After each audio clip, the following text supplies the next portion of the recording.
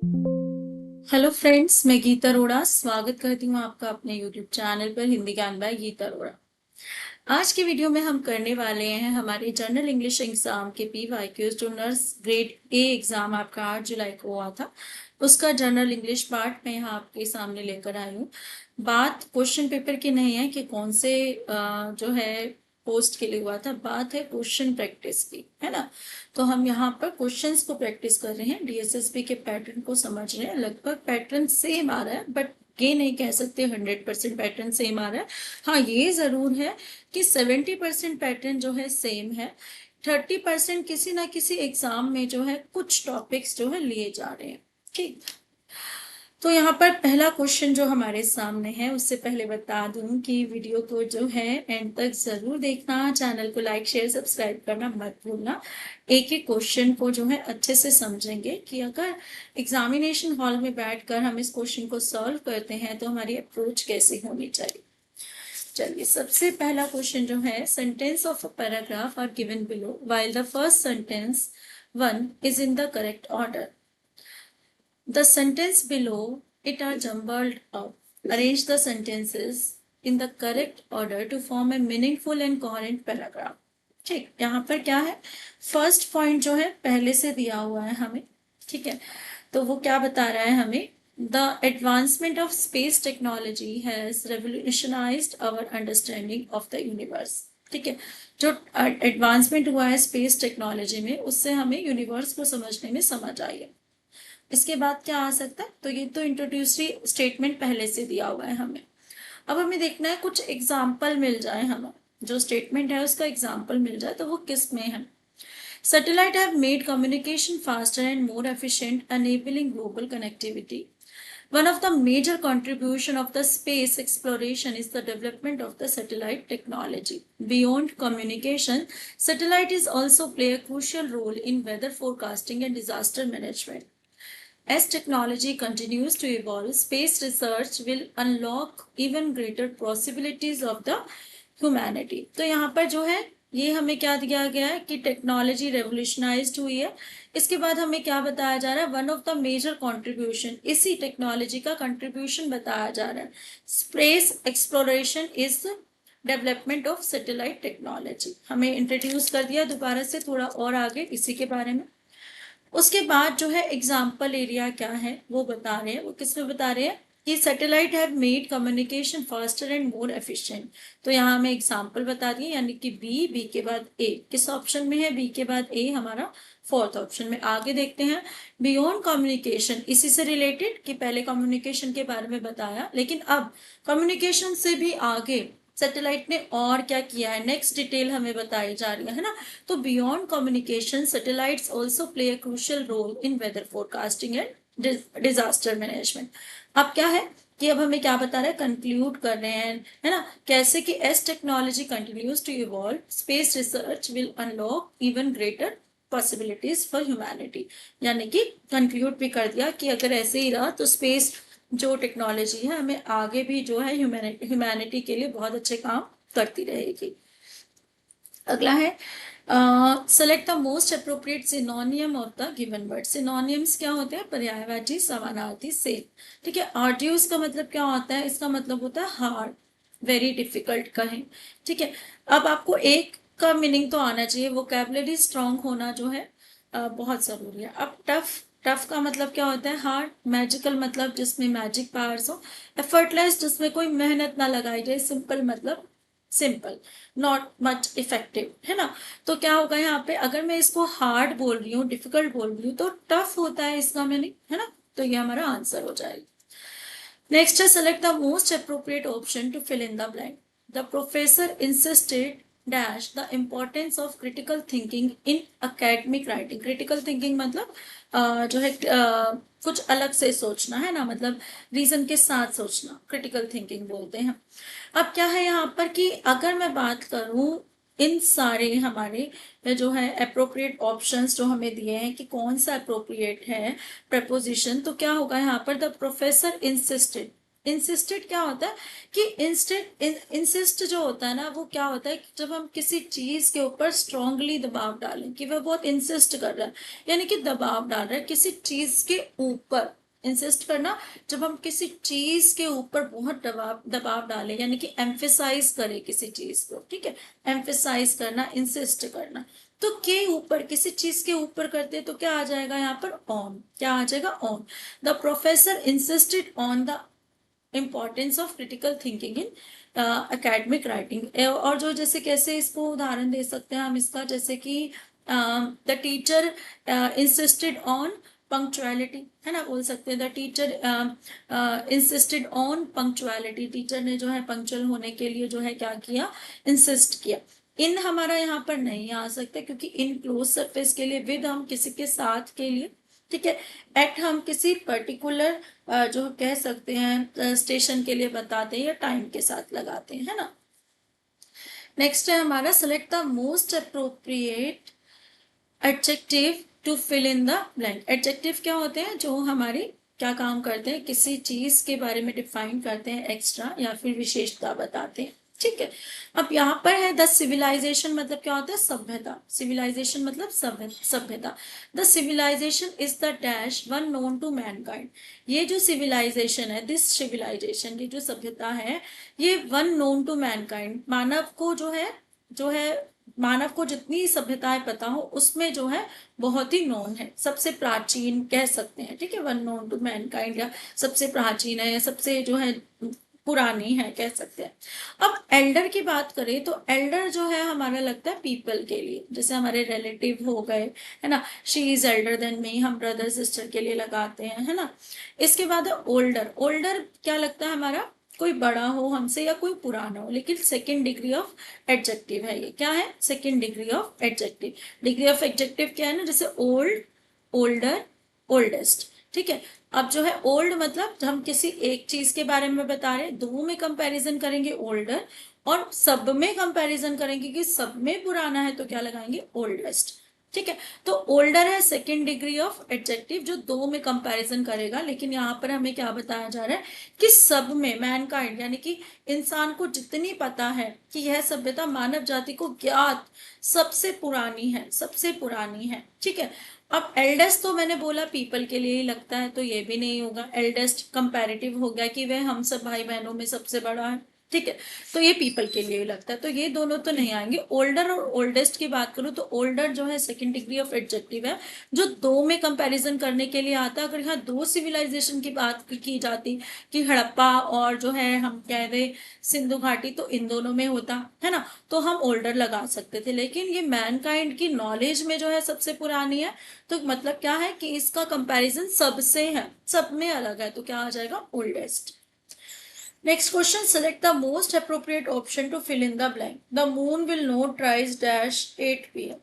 अब यहाँ ऑप्शंस देखते हैं। जब हम सीन्स की बात करते हैं तो सीन्स हमारा जो है किसके लिए लगता है, पास्ट के लिए लगता है, जिस जो अभी तक चल रहा है ना, पास्ट पॉइंट, लेकिन जो अभी तक चल रहा है ना, जो अभी तक है, जैसे हम कह ले यस ऐसे बोले कि स्टार्टिंग पॉइंट इन पास्ट लेकिन अभी तक चल रहा है, ठीक है, स्टार्टिंग पॉइंट इन पास्ट हो लेकिन अभी तक चल रहा है। ऑन हमारा क्या है, किसी चीज को, जैसे डेट्स, अगर इस सेंटेंस को देखूं तो डेट के लिए लगाते हैं हम, ठीक है, और डेज के लिए लगाते हैं, ही केम ऑन मंडे, है ना, ऐसे बोलते हैं, किसी डेट के लिए लगाते हैं। बिसाइड मतलब क्या होता है, नेक्स्ट टू, कि कोई साइड में है, ठीक है, नेक्स्ट टू, किसी चीज के साइड में कुछ है। बिफोर मतलब क्या होता है, पहले, ठीक है, बिफोर पहले। अब यहाँ पर देखें कि जो ये स्ट्रक्चर है क्या बता रहा है, टाइम के बारे में बता रहा है, ठीक है। अब टाइम के बारे में बताया था, moon will not rise before 8 p.m. कि बिफोर किस लिए लग सकता है, हमारे टाइम को बताने के लिए लग सकता है, कि कब लग सकता है, कि इससे पहले नहीं होगा, कि moon will not rise until a certain time, है ना, तो वो सर्टेन टाइम क्या है, 8 p.m. Until a certain time से पहले, तो उसके लिए क्या है हमारा, बिफोर यहाँ पर सही समझ आ रहा है। अगला है select the incorrectly spelt word. Incorrectly spelt word हमें बताना है, तो यहाँ पर कौन सा है जो क्या है, ये वाला जो वर्ड है स्क्रू, स्क्रू, यहाँ पे डबल आएगा, एक मिनट, स्क्रू, रिलेटिव, ठीक है, स्क्रू रिलेटिव, ठीक है। इसका मतलब क्या होता है, मतलब डबल आर आएगा यहाँ पर, ठीक। क्या होता है इसका मतलब, कि इसका मतलब होता है हमारा कि जब हम किसी के साथ एब्यूसिव वे में बात करें, ठीक है, एब्यूसिव वे में बात करें, तो इसे क्या बोलते हैं, हाँ, स्क्रूलिटी, ठीक है। इसके बाद है, अगर हम इस वर्ड को देखें, कंट्यूमिली, कंट्यूमिली मतलब क्या होता है कि कह सकते हैं इंसल्टिंग लैंग्वेज में बोलना, किसी को इंसल्ट करते हुए बोलना, ठीक है, इंसल्टिंग लैंग्वेज में बोलना। कास्टिगेट मतलब क्या होता है, क्रिटिसाइज करना किसी को, है ना, क्रिटिसाइज कर दिया किसी को हमने, यानी कि आलोचना की किसी की। इन इनडुबिटेबली का मतलब क्या होता है, ये जो सिनोनियम है किसका है, अनडाउटेडली का, अनडाउटेडली का, ठीक है, अनडाउटेडली इसका है। यहाँ पर स्पेलिंग एरर हमसे पूछा है, मीनिंग आपको मैंने ऐसे ही बता दिया, तो क्या है हमारी जो है फर्स्ट ऑप्शन में जो है स्पेलिंग एरर है। नेक्स्ट क्वेश्चन हमारे सामने, select the most appropriate option to fill in the blank, ठीक है। क्या है, he studied hard for months, he failed to qualify for the final round. उसने जो है क्या किया कि बहुत हार्ड प्रैक्टिस की, बहुत हार्ड जो है पढ़ाई की, बहुत सारे मंथ्स के लिए। He failed in to qualify the final round, क्या हुआ, वो फेल हो गया। अब यहाँ पर क्या है, कंट्रास्ट बताया जा रहा है। कंट्रास्ट मतलब एक चीज जो है दूसरी चीज के कारण हो गई, कि उसने जो है कि कैसे हुई कि ही स्टडीड हार्ड फॉर मंथ्स, लेकिन फिर भी वो फेल हो गया, ठीक है। अब यहाँ पर अगर सो की बात करें तो सो आता है देयरफॉर, देयरफॉर के लिए। देयरफॉर क्या बताता है हमें, देयरफॉर रिजल्ट बताता है। जैसे अगर यहाँ ये लगता है ना, he didn't study, he didn't study, है ना, hard for months, therefore he fail, अगर उसने पढ़ाई नहीं की है इसलिए वो फेल हो गया, तो देयर फोर ठीक था कि उसने पढ़ाई नहीं की, तो रिजल्ट ये रहा, ठीक है। अब यहाँ पर है बिकॉज, बिकॉज होता है क्योंकि, बिकॉज किस लिए बताता है, रीजन बताता है, ठीक है। वो पढ़ा नहीं जो है, क्योंकि वो पढ़ा नहीं इसलिए वो फेल हो गया, ठीक है, दोनों आ सकते हैं। और हमें बताता है चॉइस के लिए, चॉइस की तो यहाँ कोई बात ही नहीं हो रही है, यहाँ पर क्या है, बट, ठीक है, उसने मेहनत भी की लेकिन फिर भी वो फेल हो गया, पर फिर भी वो फेल हो गया, तो यहाँ पर क्या आएगा, बट।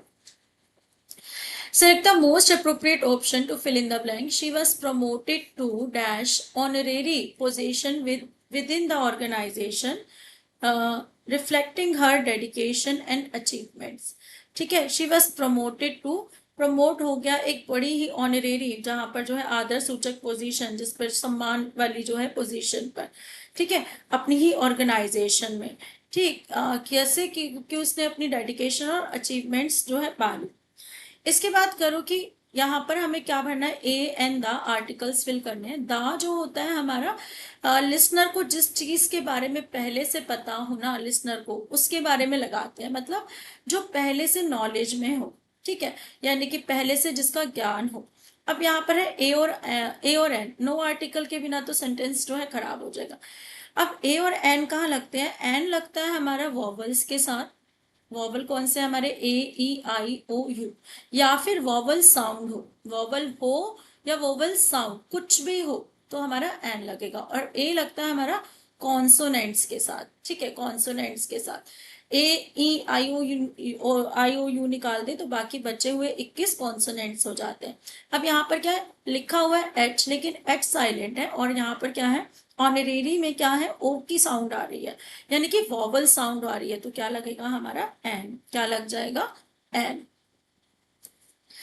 नेक्स्ट है यहाँ पर, select the most appropriate option to fill in the blank. Select the no article if no article is required in the blank. Even though Nasima is dash expert in life science, she consults other specialist frequently. अब यहाँ पर क्या है, even though Nasima is the expert in life science, हमें पता है क्या नसीमा के बारे में, क्या कोई और सेंटेंस बोला गया है पहले कि नसीमा इज अ गुड जो है good doctor, she is the expert, ठीक है। तो तब तो आ सकता है जब हमें एक सेंटेंस पहले नसीमा के बारे में बता दिया अगर कि गया हो कि वो क्या है, क्या करती है, तो यहाँ पर द तो नहीं आ सकता क्योंकि हम नसीमा के बारे में पहली बार यहाँ सुन रहे हैं। अब बच्चा नो आर्टिकल से क्या होगा, मैंने बोला आर्टिकल होने जरूरी होते हैं जब हम लगाते हैं, ठीक है। अब क्या है, ए और एन। अब ए और एन की बात अभी मैंने बताई है कि ए ई आई ओ यू, अगर दिया हुआ है यानी कि वॉवल है या वॉवल साउंड है तो हमारा क्या लगेगा, एन लगेगा। यहाँ पर लकीली वॉवल भी है और वॉवल साउंड भी है, ई, एक्सपर्ट है ना, तो यहाँ पर क्या आ जाएगा, हमारा एन आ जाएगा। Next question, select the option that can be used as one word substitute for the given phrase. One who studies and collect coins, paper, money and medals. ये ना repeat question मैं पहले भी इंग्लिश में इसे करा चुकी हूँ। सैडिस्ट क्या होता है, सैडिस्ट मतलब होता है जो दूसरों को जो है who enjoys who enjoys in hurting in hurting in hurting others। ऐसा कौन है भाई, कोई है ऐसा जिसे दूसरों को सताने में मजा आता था, तो सैडिस्ट तो उसे बोलते हैं who enjoys in hurting others. मैं हंस रही हूँ, मैं ऐसी नहीं हूँ, मेरे बारे में मत सोच लेना। गवर्नमेंट, गवर्नमेंट मीन्स होता है, ये वर्ड पहले हम यूज कर चुके हैं, सेम मतलब आप सोचेंगे ऑप्शंस के वर्ड जो है अगर मैं मीनिंग बता रही हूँ ना तो उसका एक रीजन है, क्योंकि रिपीट वर्ड्स जो है आ रहे हैं। गवर्नमेंट का मीनिंग क्या होता है, जो बहुत जो है ईटिंग करता हो, बहुत ही पैशनेटली खाता हो, ठीक है, एक्सेसिव खाता हो, ठीक, ये पहले भी कराया हुआ है मैंने, ठीक है। न्यूमिस्मेटिस्ट कौन होता है, आप देखो न्यूमरोलॉजी, पैसा, इससे कलेक्ट कॉइन है ना, काउंट करते हैं, तो ये हो गया हमारा आंसर। नार्सिसिस्ट कौन होता है, एक तो नार्सिसिस्ट डिपार्टमेंट भी होते हैं ना, कुछ ऐसे यही होते हैं शायद। नार्सिसिस्ट का मतलब क्या होता है, जो सेल्फ एडमायरिंग हो, सेल्फ एडमायरिंग हो, जो खुद के बारे में सोचता हो, ज्यादा खुद को एडमायर करता रहता हो हमेशा कि मैं ये मैं वो, पता नहीं क्या क्या सोचता हूँ खुद के बारे में, चाहे वो ऐसा हो ना, तो उसे बोलते हैं नार्सिसिस्ट। तो यहाँ पर जो करेक्ट ऑप्शन है हमारा वो क्या है, न्यूमिस्मेटिस्ट। नेक्स्ट है sentence of a paragraph given jumble order में। इस क्वेश्चन ने पढ़ी, पता ही है कि ऑर्डर में लगाना, ठीक है। I was initially apprehensive about my performance. Apprehensive मतलब क्या होता है, एंक्शियस है या फिर जो है ये कह सकते हैं वरीड है। I was initially apprehensive about my performance, but when I reached the podium, podium होता है वो जहाँ स्टेज नहीं होता, वो जिस पर रख के कुछ पढ़ते हैं, है ना, स्कूल्स में लेक्चर दें, कुछ दे पढ़े, है ना, podium. I spoke with great felicity and conviction. Felicity मतलब लगा लो कि खुशी से, मतलब खुश होकर, जॉयफुल लगा, and conviction on the need of empower women to empower society. उसने जो है वो बोल रहा है कि मैं पहले तो एंक्शियस था कि मेरी परफॉर्मेंस क्या होगी, लेकिन जब मैं पोडियम पर पहुंचा तो मैंने बहुत ही जॉयफुल और कन्विक्शन के साथ जो है अपना टॉपिक बोला, और टॉपिक क्या था, need to empower women to empower society, की एक शक्तिशाली समाज के लिए वुमेन को शक्तिशाली होना जरूरी है, ठीक है। तो ये बात वो कह रहा है।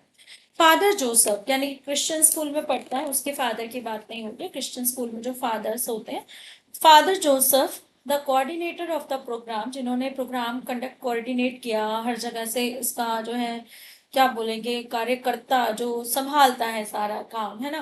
Propose the vote of thanks, ये तो सबसे बाद में होता है, वोट ऑफ थैंक्स अब कब कब देते हैं, जब हमारा सारा जो है प्रोग्राम जो है एंड हो जाता है। वोट ऑफ थैंक्स यानी कि सबको जो है थैंक्स देना कि आप आए, यही हुआ है ना। My joy knew no bounds when the जजेस announced my name as the best speaker at the time of declaration of result. Result की बात हो रही है कि मेरे खुशी का ठिकाना ना रहा। My joy knew no bound when the जजेस अनाउंस्ड माई नेम, कि बेस्ट स्पीकर हैं, ठीक है, रिजल्ट के समय। The topic being one of the most relevant and important issue of the day, all the speakers expressed their feelings very eloquently and cogently. At prize distribution, I was awarded a trophy and a certificate, and our school won the rolling trophy as well. ठीक है। There was thunderous applause. Thunderous applause क्या होता है, एक तरीके से phrase है, हम कहते हैं मतलब तालियां ना रुके, ठीक है। I finish my speech. यहाँ पर जो है कितने सेंटेंस दिए, 1 2 3 4 5 6 सेंटेंसेस हैं जन पर। तो सबसे पहला तो हमारे पास क्या है कि ए की बात करें तो ए जो है हमारा क्या है कि इनिशियली जो है जो भी स्पीकर है वो कैसा है, जो किस में है वो क्या कहते हैं, वरीड है ना। तो यहाँ तो नहीं है, ठीक है। यहाँ पर क्या है, अगर डी की बात देखें, the topic being one of the most relevant and important issue of the day, all the speakers express their feeling a very eloquently and cogently. ठीक है, इसके बाद क्या है हमारा यहाँ पर, अगर I was initially अप्रहेंसिव about my performance.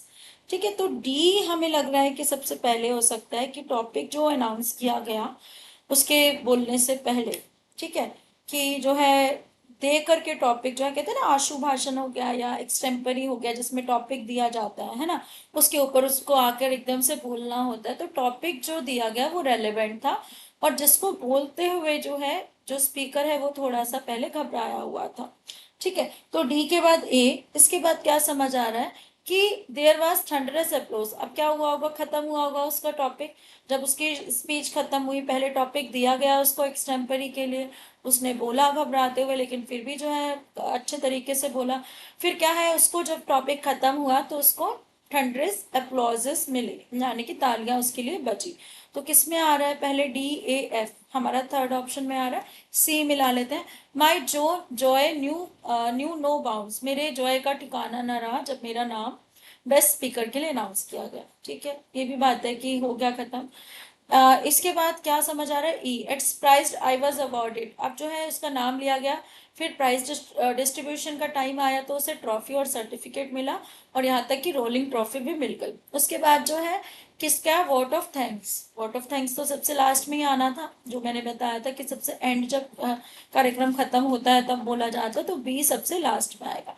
तो यहाँ पर क्या हो गया हमारा answer, D A F C E B, D A F C B E. ठीक है, तो हमारा थर्ड वाला आंसर जो है यहाँ पर बन जाता है। एफ क्यों नहीं है, एफ तो हमारा क्या है कि एप्लोजेस दे रहे हैं पहले, अगर बी ऑप्शन के देखे तो उसने तो अभी सुनाया ही नहीं। ठीक है, ए की बात करें तो ए के पहले उसको टॉपिक मिलना तो चाहिए, इसलिए हमारा डी पहले आया है। ठीक, identify the incorrectly spelled word in the given sentence and select the option that rectifies it। हमें क्या करना है, गलत ऑप्शन, गलत स्पेलिंग बतानी है, जो इसको ठीक करती है वो बताना है। तो यहाँ पर वैसे जो है पता नहीं, ये जो है सिस्टम में ही जो है पता नहीं स्पेल एरर लगा हुआ है, आपको शायद पहले से पता चल जाता है। ठीक है, कंट्रीब्यूट स्पेलिंग यहाँ गलत है, यहाँ पर ठीक है कंट्रीब्यूट। ठीक है, यानी कि कंट्रीब्यूशन देना। एक्सीलरेशन की स्पेलिंग यहाँ पर ठीक है, इट मीन्स की स्पीड। जब हम इंक्रीज्ड स्पीड में जो है कोई चीज़ चला दें या इंक्रीज कर दें, या आपका फिजिक्स में भी यूज होता है ना, एक्सीलरेशन फिजिक्स के जो है सम्स करते हैं। अंडरलाइन मतलब क्या होता है, बेसिक हो सकता है, लेट, और जो दूसरा मीनिंग क्या हो सकता है, कोई चीज़ किसी के नीचे हो। ठीक है, कोई चीज़ किसी सरफेस के नीचे हो तो उसे भी क्या कह सकते हैं, अंडरलाइन कह सकते हैं। तो जो स्पेलिंग गलत है वो किसकी है, अनप्रेसिडेंटेड की थी, जो यहाँ पर करेक्ट होके लिखी हुई है। ठीक है, इसका मतलब क्या होता है कि हिंदी का वो वर्ड सुना है ना आपने, अभूतपूर्व, जो पहले कभी ना हुआ हो, उसी से रिलेटेड है, यानी कि जो पहले ना हुआ हो। ठीक है, नेक्स्ट क्वेश्चन की select the most appropriate सिनोनियम of the word hazard from the given sentence. Hazard, ये वर्ड तो आपको पता है कि हैजर्डस यानी कि नुकसानदायक, है ना, सुना हुआ होगा। प्रोनाउंसिएशन पे मत जाना यार, हिंदी जो है ज़्यादा अच्छी है, इंग्लिश जो है थोड़ी, लेकिन मीनिंग आपको सही पता चलेगी, सब कुछ जो है सही पता चलेगा। ठीक है, अभी आपकी वैसे भी रिटन प्रैक्टिस है, आप प्रोनाउंसिएशन की प्रैक्टिस जो है बाद में कर लेना, जब आप इंग्लिश पढ़ाओगे या जो भी पढ़ाओगे। ठीक है, मैं भी कर लूंगी धीरे धीरे। Crossing the busy street without looking up presented a real risk, मतलब कि बिजी स्ट्रीट को इधर उधर ना देखना बहुत ही रियल रिस्क है, सच में खतरा है अगर आप इधर उधर देख कर ना चले। तो यहाँ पर क्या है, most appropriate सिनोनियम of the hazard, busy तो नहीं हो सकता, बिजी मतलब नहीं हो सकता, रियल मतलब वास्तविक, विदाउट की बात नहीं, रिस्क नुकसानदायक है, हैजर्ड है। ठीक है, रिस्क की बात है तो रिस्क हमारा रिलेटेड हो सकता है। Select the option that can be used as one word substitute for the given group of words. An instrument for measuring atmospheric pressure. ये आपका जीके का क्वेश्चन भी बन सकता है वैसे तो, है ना। मैनोमीटर की बात करते हैं। मैनोमीटर क्या होता है?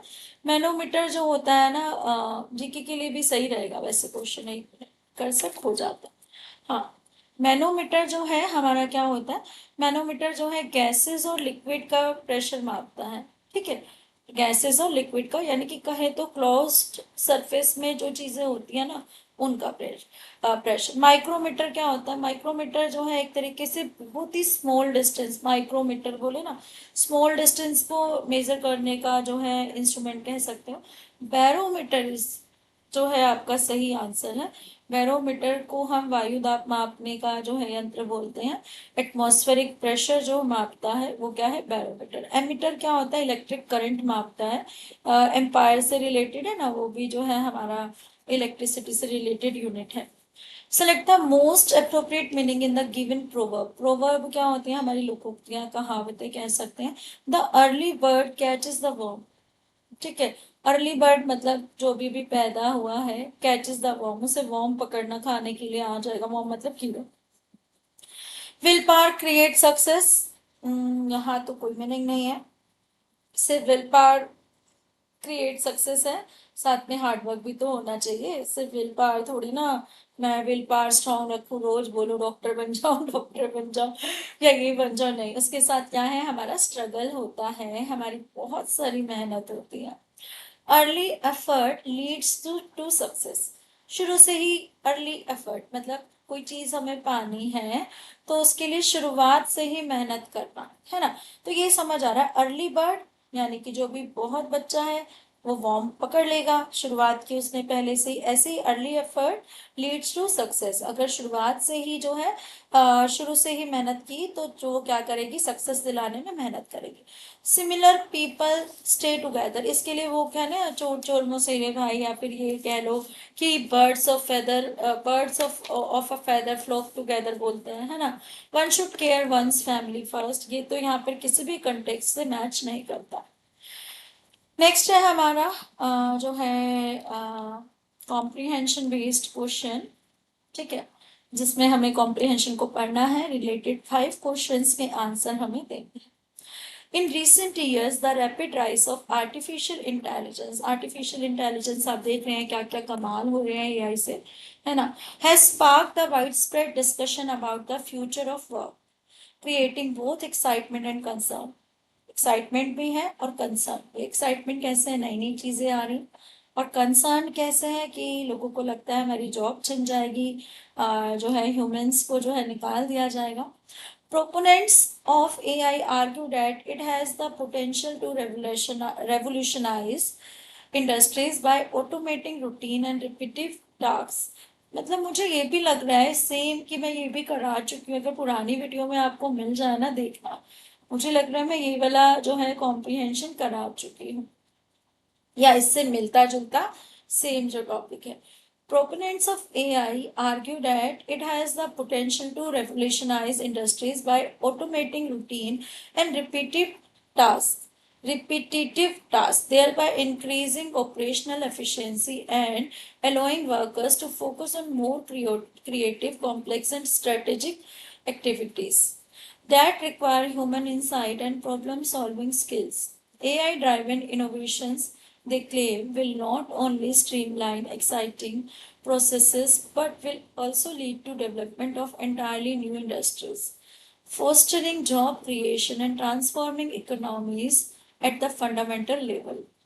Controversially, critics caution that AI could result in significant job replacement. देखो आ गया, job replace कर देगा, displacement हो जाएगी, particularly in sector heavily reliant on manual labor, such as manufacturing, logistics, and retail. They warn that without the implementation of appropriate regulation and large-scale reskilling programs, AI may deepen income inequality and contribute to widespread social unrest. Moreover, there are growing ethical concerns surrounding the delegation of decision making to machine, particularly in areas that impact human lives. The key challenge for society therefore is to manage AI influence on workforce in a responsible and equitable way, ensuring that technological progress is distributed fairly and benefit all members of society. तो conclude भी अच्छे से तरीके से किया। अगर पूछे what is the central theme of the passage, क्या है? The ethical challenge of AI decision making, क्या ये है? या ये है the role of AI in eliminating manual labour job? बिल्कुल नहीं, ये नहीं, हमें दोनों चीजें बताई गई हैं, तो सेकंड तो बिल्कुल नहीं है। Ethical challenge of AI decision making, ethical challenge क्या होता है? मतलब एथिक्स की तो बात नहीं यहाँ पे। The impact of AI on future of work, the need of regulation of manage AI effect on workforce. No, क्या फ्यूचर इम्पैक्ट की बात की जा रही है, जो हमें पहली लाइन में पढ़ा था।